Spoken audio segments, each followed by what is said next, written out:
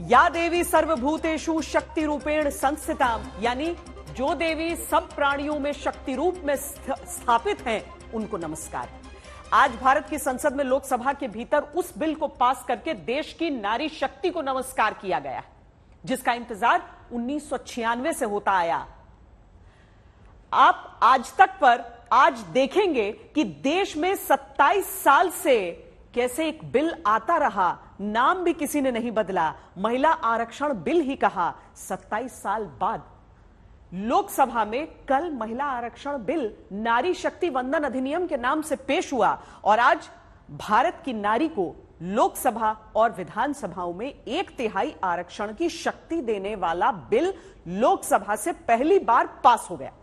पक्ष में 454 वोट पड़े, विरोध में केवल 2। ओवैसी की पार्टी छोड़कर हर दल का समर्थन प्रधानमंत्री नरेंद्र मोदी की अगुवाई में लाए गए नारी शक्ति वंदन अधिनियम को मिला।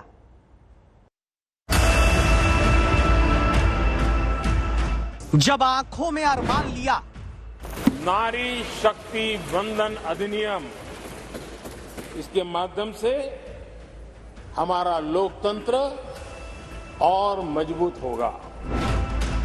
मंजिल को अपना मान लिया। इस विधेयक का लक्ष्य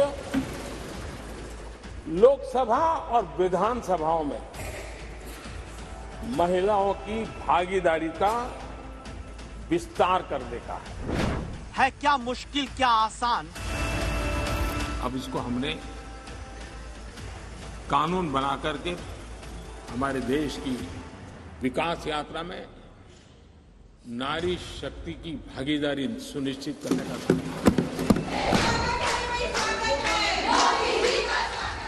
जब ठान लिया तो ठान लिया।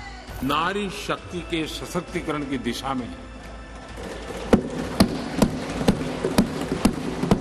जो पिछले अनेक वर्षों से महत्वपूर्ण कदम उठाए गए हैं, उसमें एक अत्यंत महत्वपूर्ण कदम आज हम सब मिलकर के उठाने जा रहे हैं। महिला आरक्षण का सत्य जो 27 वर्षों से अलग अलग दौर में सरकारों के सामने परेशान होता रहा, उसे आखिरकार 2023 में पराजित होने से रोकने का बीड़ा प्रधानमंत्री नरेंद्र मोदी ने उठाया। इतिहास में तारीख दर्ज कराई। लोकसभा से पहली बार महिला आरक्षण बिल पास हो चुका है। अद्यतन मत विभाजन का परिणाम इस प्रकार है। हाँ 454 454 454।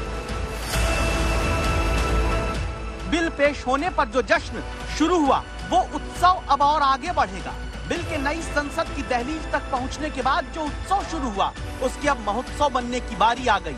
आखिर महिला आरक्षण बिल सिर्फ पास नहीं हुआ, बल्कि इतिहास बना, सबके साथ सबके विश्वास को जोड़कर। I stand in support of the Women's Reservation Bill. Nationalist Congress Party in full support of this bill. महिला आरक्षण बिल 2023 का हमारी पार्टी जनता दल यूनाइटेड समर्थन करती है। 1996 में जो देवगौड़ा सरकार के दौरान नहीं हो पाया, 1997 में जो कोशिश इंद्र कुमार गुजराल की भी सफलता हासिल नहीं कर पाई, 1998 में अटल बिहारी वाजपेयी की सरकार में भी जो सच नहीं हो पाया, 1999 में वाजपेयी सरकार के दौरान दोबारा जो सच नहीं बन पाया, फिर आया साल 2010 मनमोहन सिंह की सरकार के दौरान राज्यसभा में बिल पास तो हुआ, लेकिन लोकसभा तक पहुंच नहीं पाया। नई संसद से तब नई उम्मीदों का सवेरा देश की महिलाओं के लिए प्रधानमंत्री मोदी लेकर आए। भारत की लोकसभा से पहली बार देश की महिलाओं को लोकसभा और विधानसभा में 1/3 आरक्षण देने वाला बिल पास होता है। अवसर था इतिहास का क्षण इस पर पल बनने के लिए, लेकिन फिर भी मैं कहूंगा सभी राजनीतिक दलों ने इसमें सहयोग किया है। हम उनका धन्यवाद करते हैं, आभार प्रकट करते हैं और आशा करता हूं राज्यसभा में भी यूनानिमसली ये सर्वसम्मति से पास होगा और हम लोग इतिहास बना पाएंगे। मुझे लगता है जो महिलाओं ने आज तक का वेट किया है उसका फलित हुआ है और मोदी जी का पूरा क्रेडिट जाता है।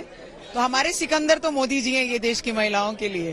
तो आज वो जीते हैं और उन्होंने महिलाओं की जीत में बहुत बड़ी भागीदारी लेकर ये बिल को लाया और पेश किया और पास भी हुआ। आजादी के सफर में अब इतिहासों का रुख मोड़ा गया है। महिलाओं के लिए प्रतिबंधों की दीवारों को संसद से निकले फैसले से तोड़ा गया है।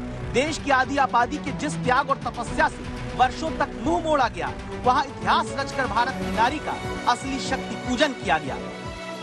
इस राष्ट्र की करोड़ों महिलाओं ने देखा लोकसभा में आज उस स्वप्न को प्रधानमंत्री मोदी ने साकार किया है। संकल्प से सिद्धि की ओर लोकसभा में बिल का पारित होना पहला कदम है। अब हम बेसब्री से कल का इंतजार कर रहे हैं। ये बहुत ही ऐतिहासिक पल है। भारत लोकतंत्र के माध्यम से कैसे बदल रहा है, ये उसका परिचायक है। और जब कोई सरकार की नीयत और नीति साफ होती है और कोई प्रभावी नेता नरेंद्र मोदी की तरह होता है तो ये काम हो जाता है। चंद्रयान और सूर्ययान अंतरिक्ष में भेज चुके भारत ने दुनिया को अब नारी के शक्तियान से भी परिचय करा दिया है। –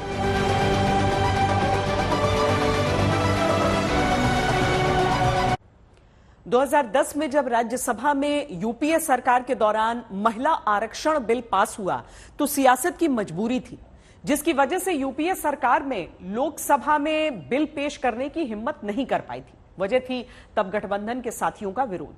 उसके 13 साल बाद सीधे लोकसभा में बिल लाकर 32 घंटे में उसे ऐतिहासिक मतों के साथ पास कराना ऐतिहासिक नहीं कहा जाएगा तो क्या कहा जाएगा?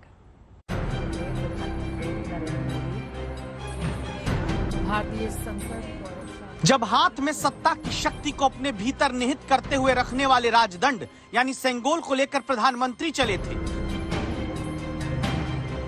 जब सेंगोल को नई संसद में स्थापित किया था, किसी ने नहीं सोचा था नई संसद के पहले दिन पेश होने के बाद लोकसभा में दूसरे ही दिन देश की नारी शक्ति का वंदन करने वाला महिला आरक्षण बिल भी पास होगा।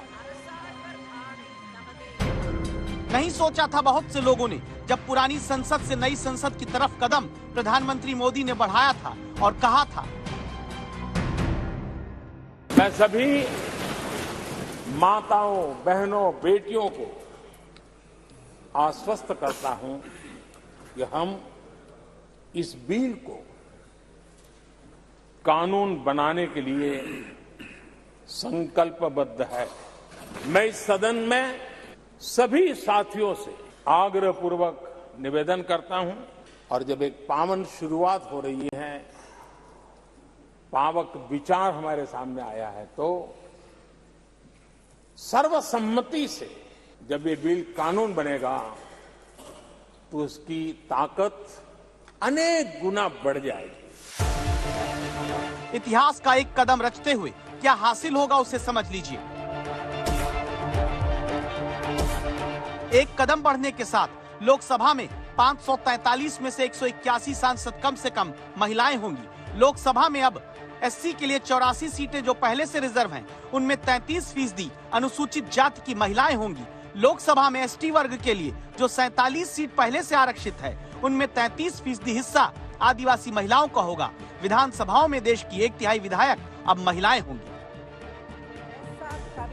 सांसद महिलाएं बढ़ेंगी, विधायक महिलाएं बढ़ेंगी, मुद्दा महिलाओं का सदनों में उठेगा, समस्या का समाधान महिलाओं का होगा, महिलाओं की आवाज प्रबल होगी। जिन्हें अबला कहा गया अब वो सबल होंगी। संविधान की मर्यादा की दृष्टि से देखें तो लक्ष्मी ने संवैधानिक स्वरूप लिया है इस अधिनियम के माध्यम से, जिसके लिए मैं सरकार का, इस सदन का और पीठ का विशेषता आभार व्यक्त करती हूं।